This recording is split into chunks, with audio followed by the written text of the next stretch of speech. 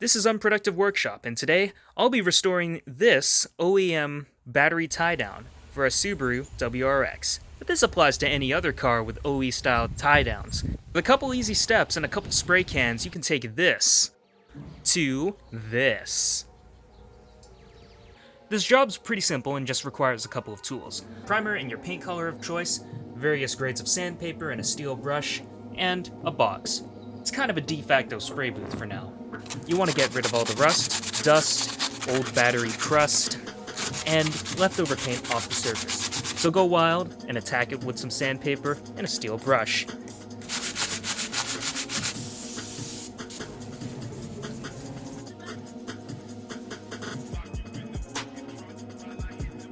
Now about that box, this right here is our de facto spray booth using a paper clip, and I taped the paper clip to the box using masking tape. Check that out. This means that I can spray down the object and not have to worry about overspray. Game plan? Simple. Self-etching primer, black base coat, and silver paint. Always read and follow the label, and wear protection like your life depends on it. Let's do this.